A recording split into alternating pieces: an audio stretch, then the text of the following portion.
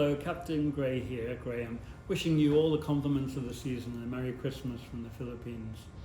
I have a special presentation for you today because I can say in all modesty, I'm something of an authority on today's piece, and it gives me the excuse to present a few details about myself as requested by a few viewers in comments. So warning, it's going to be a long intro. Please scroll forward if you don't want to hear the spiel. Today you're going to hear J.S. Bach's Praeludium in A minor from Praeludium and Fuga, BWV 894.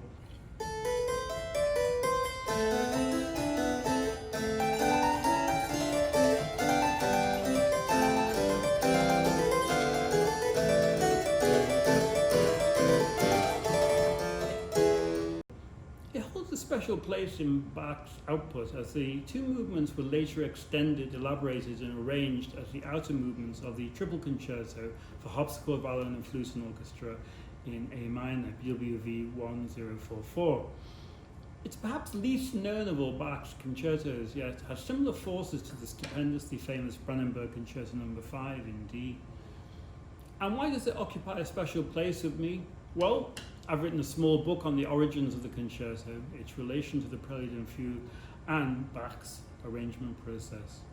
I first got to know about the concerto in my early days as a piano student in my native Liverpool. I started learning the piano about age 11 when after my dad came home one day from doing electrical work down the road in a piano teacher's house and asked, well, do you want to learn the piano? So I said, yeah.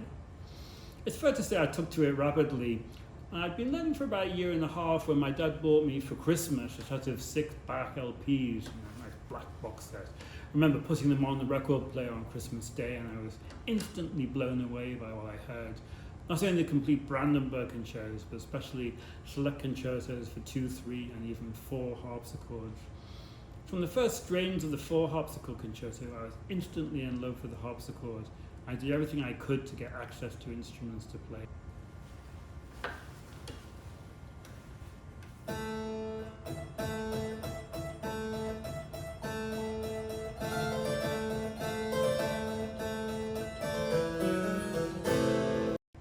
I even forced my rudimentary school orchestra, the state school I attended in Liverpool, to accompany me in the performance of some Bach harpsichord concertos. And for this I played a primitive electric Krumar piano my parents bought me and it produced a passable harpsichord sound. As I started collecting records, combing the shelves of Rushworth and Draper in Liverpool, I bought the rest of the harpsichord concertos in a box set, I think played by Igor Kipnis, plus a single LP performed by Thurston Dart of Bach's Triple Concerto in A minor, a work that was completely unfamiliar to me. The concerto was like none of the others I'd heard by Bach. In particular, it featured more, shall we say, modern galant style elements than we usually associate with Bach. There was extensive use of pizzicato by the strings in the tutti of the fast movements, forceful triple stops, sforzando chords in the orchestra, gradated dynamics such as PP, pianissimo or very soft, and MP, mezzo piano, moderately soft, which are almost unheard of. Plus there's the whole harmonic pacing, a wider range of the keyboard known than any other Bach work, going up to top F, galant gestures in the flute and violin, particularly in the middle movement, adagio ma non tardo e dolce. The slow movement of the concerto, incidentally, has nothing to do with the Prelude and Fugue. The material is shared, adapted with the middle movement, adagio e dolce, of the organ Trio Sonata No. 3, BWV 527. Did Bach really arrange the Triple Concerto? If not, who could have done it? One of his sons, a collaboration, a pupil? What are the sources for it? What are the stylistic features that match with him and what doesn't fit? A few years later, bitten by the harpsichord, I won a place at Oxford University to read music. And when it came time to write a thesis for my finals, I chose Genesis of the Triple Concerto as my topic. I have to say the paper was well received at the time. I even shared it with the late great Professor Peter Williams in Edinburgh, who was sufficiently impressed to offer me a place to study with him for a doctorate. Alas, for financial reasons, I was never able to do this. It's all right. Things turn out fine. Fast forward to present day in Manila, and I used modern technology to turn what was originally a typewritten thesis manuscript, lots of pasted in music examples, into a glossy modern booklet. I was able to incorporate some of the latest scholarship, lots of new information, new thoughts about the piece, and illustrate it with musical examples of the actual manuscripts that were unobtainable during the Cold War, but now easily accessed via the internet. They're still in Berlin, incidentally. Now, back to today's prelude. It reads very much like the solo part of a Bach Concerto first movement, which is what it becomes in the first movement of BWV 1044. It's even more the case than with, say, the more famous Italian concerto of Bach. For the Triple Concerto, Bach tops and tails the material of the prelude with rather gallant tutis.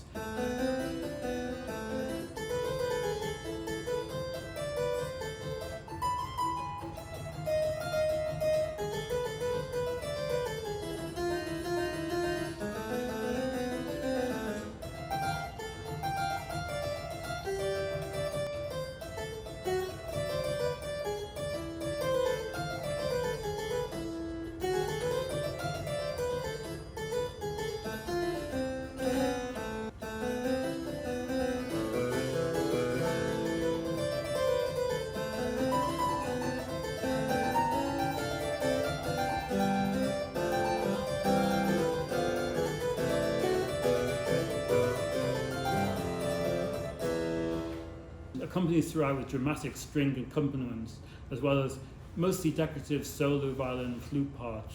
There are even long, fast cadenza-like passages, as are typically found in some of the harpsichord concertos.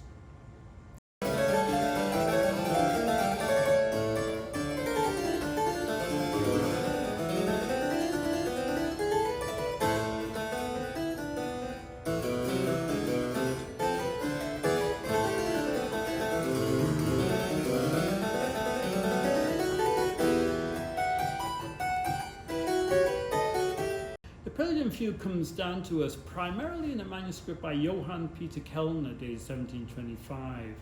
Now, Kellner is an important early source of many Bach works, but there are other sources too, including in the hand of Bach's nephew, Johann Bernhard Bach, the younger Johann Krebs.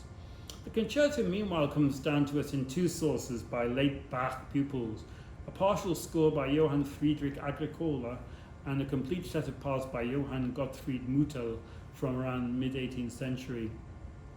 Agricola is an important figure in many respects. Not only did he collaborate with C.P. Bach on an obituary of Bach, an invaluable source of biographical information on the composer, it's also his manuscript copies of some of the multi-harpsichord concertos of Bach that transmitted the works down to us. And this includes the famous A minor, Beloved of Me, for 4 harpsichords, based on the Vivaldi original for 4 violins in B minor from Lester Armonico.